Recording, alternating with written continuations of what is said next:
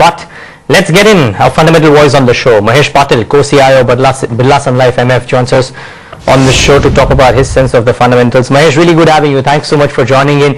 I missed out on talking to you yesterday, Mahesh. Apologies for that. But, you know, what is the market mood looking like? We'll probably react to 2 days of a global sell-off. But does it look like that could continue? And could it continue to impact our markets as well?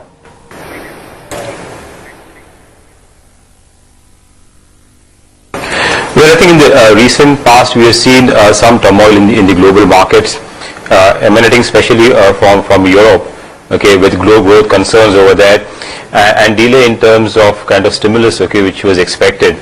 And we've seen in the last 2 fortnights flows out of emerging markets negative for 2 consecutive fortnights.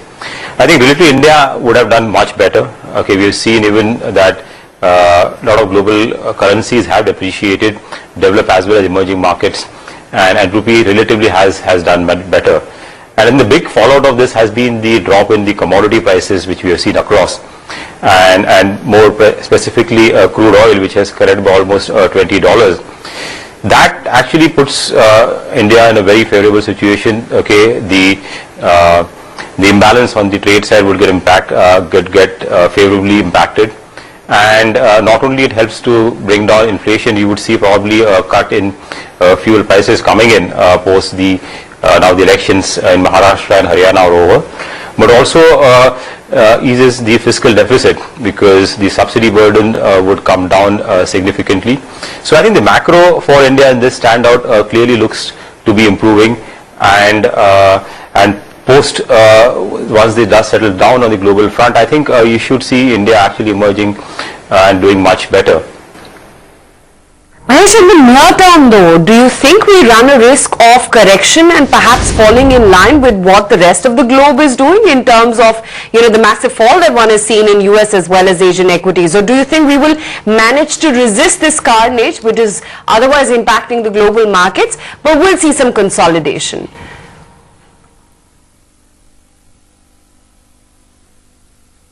Well, I think India would not be unaffected by what happens globally. We have seen to a large extent even in the initial part of this calendar year, we have seen good flows on the back of what happened globally, but also to some extent India factor would also influence that. I think at this point in time we might see some correction, okay, based on what's happening globally, but I would expect that India would relatively emerge or do much better than some of the other markets. And as I mentioned earlier, the macro environment in India is kind of looking much better, both on the inflation side. You've seen the recent number come in, CPI inflation coming in much lower, and with commodity prices kind of headed down, I think the target of RBI to reach around 6% can be achieved much earlier. So I think in this backdrop, and also if you look at the recent data point showing some revival in the economy, we have also seen that for the first time the recent CMI data which came in last week, which shows that new project announcements after 3 years have shown a first time increase. So these are some early signs. So I think where the global economy is kind of slowing down and concerns about growth, I mean, India is one place where actually growth outlook could be improving in the medium to long term. DLF defends the 100 marks, so 100.25 pre-open at least. Let's see what happens post-opening. The best performer, of course, is TCS and then Tata Steel. On that Chorus News, I think Tata Steel is up about 1%. But TCS brings me the topic of IT. A quick one, Mahesh, here on IT. Infi, decent numbers. TCS coming today, HCL Tech coming tomorrow. What's the call on large cap IT?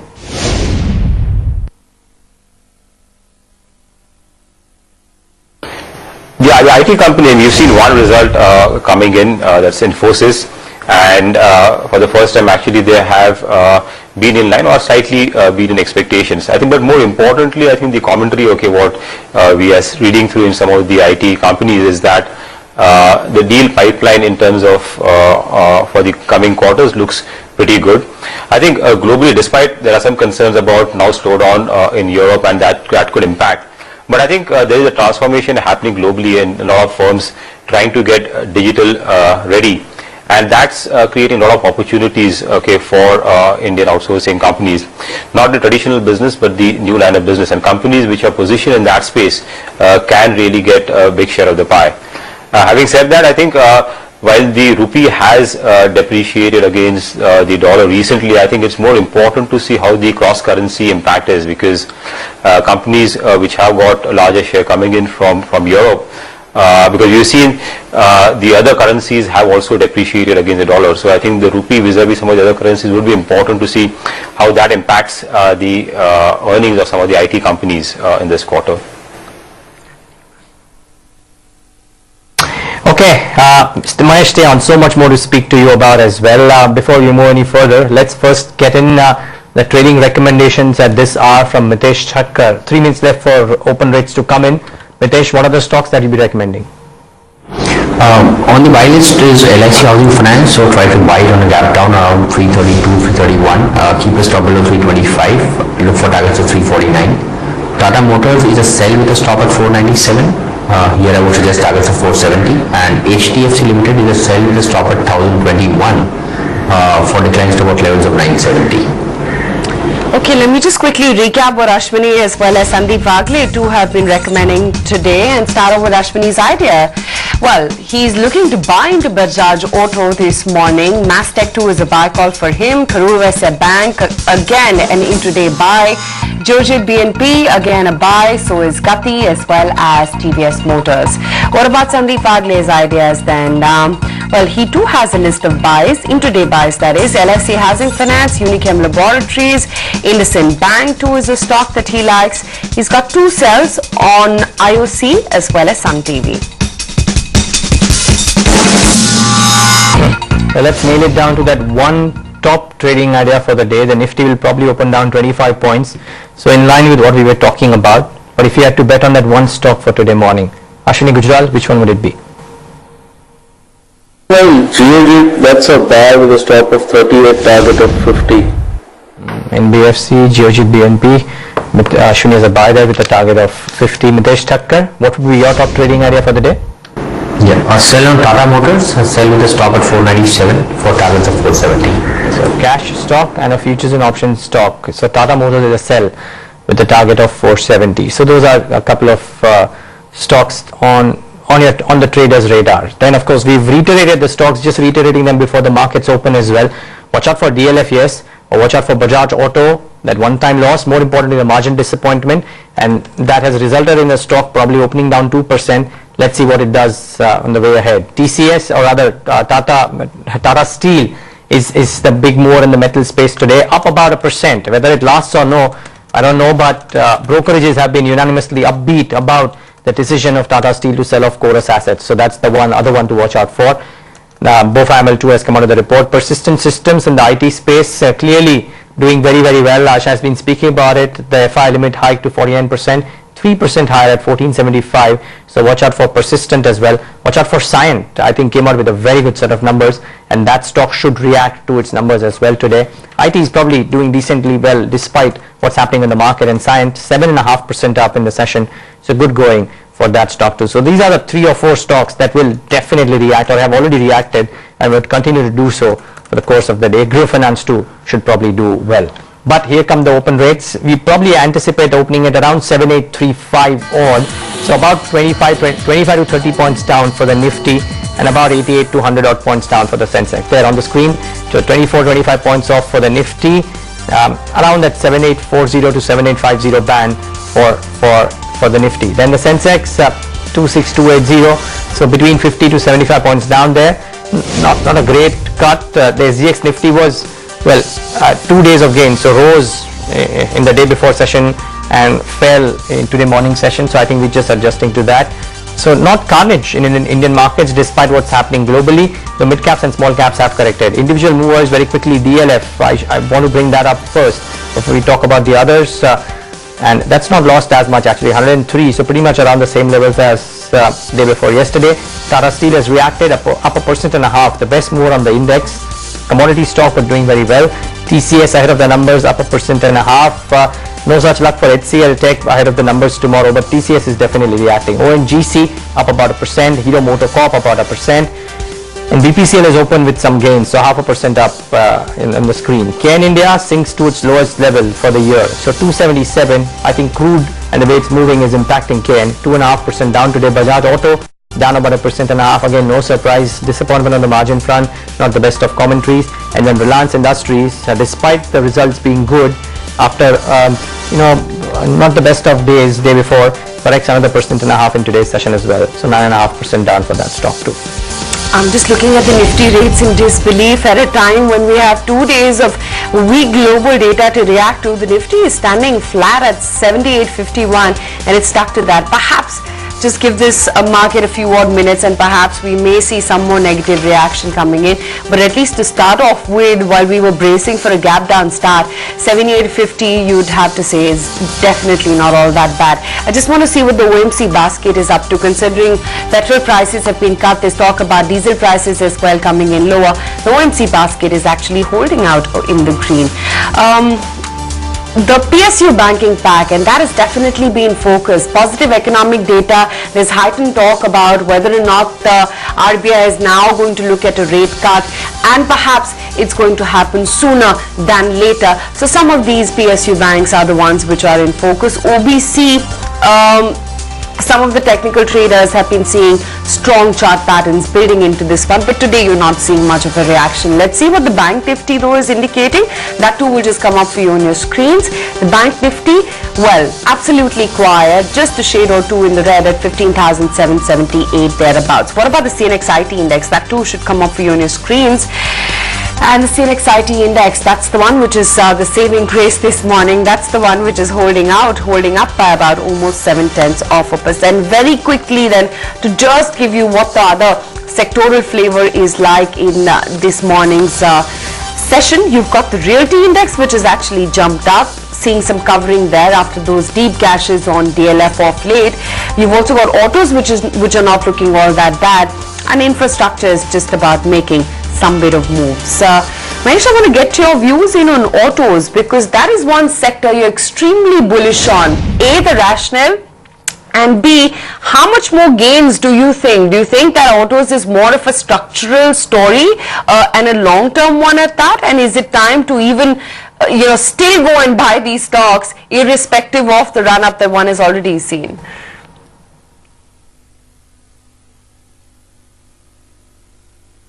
Yeah, I think on the auto space, while we have seen recently some uptick in terms of volumes, and the festive season also shows good signs of things improving. But I think clearly, I think it's a more long-term structural story is what we are looking at. The valuations might have moved up in some of the auto stocks compared to what they were a year back, and I think that to large extent is factoring in terms of the current mood.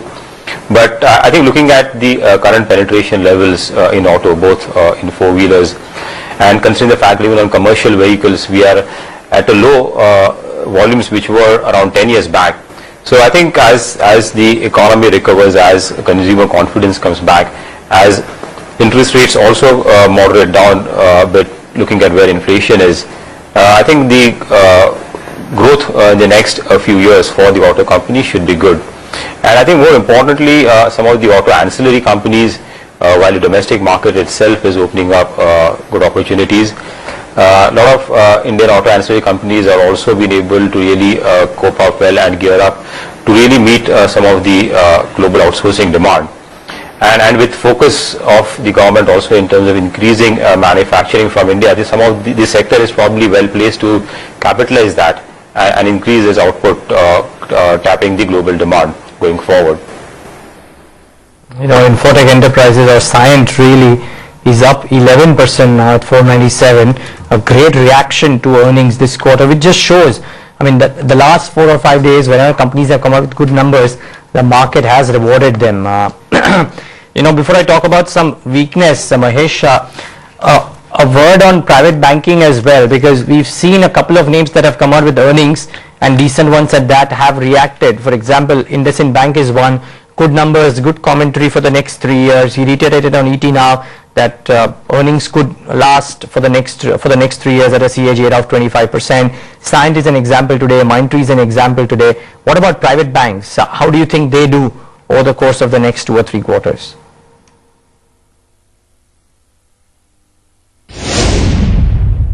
Yeah, so on the banking, we have seen some results like in the early days, but I think the private sector banks continue to do well, and in an environment where liquidity is kind of easing off, and we see some moderation in terms of wholesale rates, so that should help some of these banks to also improve margins. And a lot of the banks which are focused on the retail side or even on the consumer vehicle financing side, there also we are seeing things bottoming out, and the NPA pressure, okay, that's also easing. So given the fact that while the credit growth is still pretty weak, but I think the private sector banks can still continue to gain market share, and which they have been doing in the last so many years, and the fact that the margin pressures are kind of easing off, and the interest, the NPAs have bottomed out, I think the companies can again show healthy growth. I mean, some of the private sector banks can grow anywhere between 20 to 25% growth in the next few years. So I think they continue to remain positive, while valuations are no longer cheap. I think the earnings growth and growth in book value, I think, is what will drive returns in this space.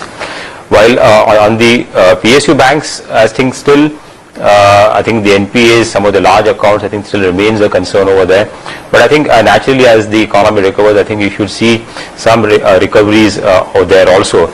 And with inflation likely to come down, and if that helps for the bond yields to come down, I think there could be some gains on the investment book also, which could be a relief over there. But I think in the PSU banks still, a lot of banks would require capital infusion, and that's, I think, where the challenge would be.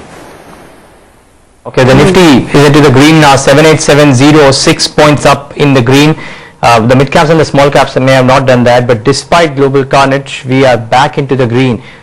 This is an interesting move on the index. DLF is up 5%. That's of course not the reason. I think what's moving the index higher are some of the heavyweights like HUL. There is ICICI Bank, which is in the green. Tata Motors and Hero MotoCorp have been in the green. I think heavyweights, the TCS too, about 1.5% now in the green. So good going. DLF is up now 10%, 114.7. That's a stunning comeback in today's session. I mean, nowhere comparable to what it lost out, but well, this and it started off lower. Remember that. So on an intraday basis, I think DLF has done reasonably well, almost 10 or 11 points off from the lows of the day. So good going at least in the morning for DLF. Okay, what about others? We've discussed auto, we've discussed IT, commodities, and what does one do there, Mahesh? What are you doing? Because I'm sure the valuations look good, but globally there is a rout in commodities, and I think it's showing in the way the stocks are doing as well. Are these good levels to risk selective purchase in commodity stocks, or you just wait for the dust to settle?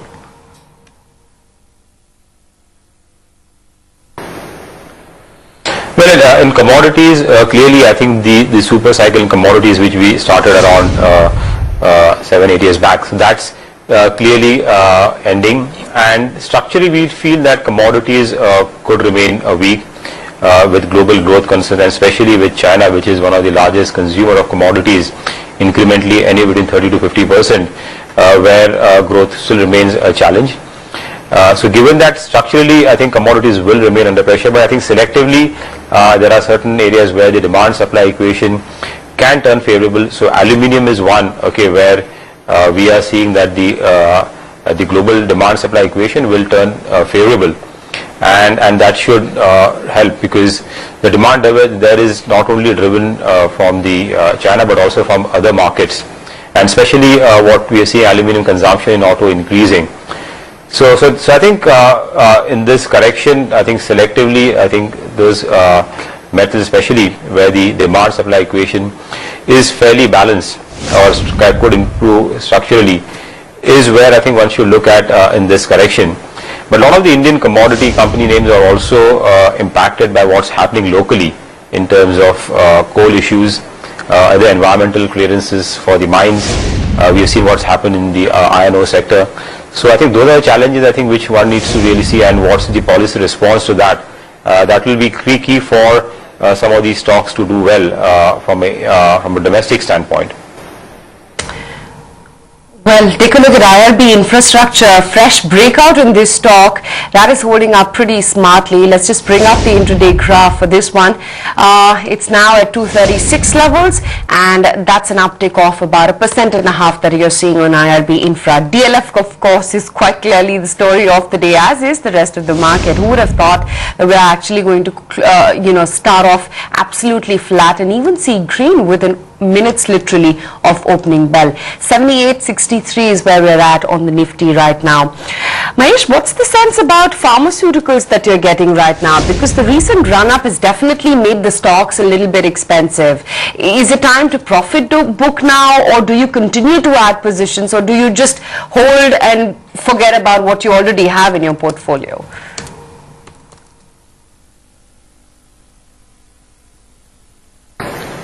So the Indian pharma companies, especially companies which have got decent amount of exposure to US, have been doing well. We have seen good results coming in.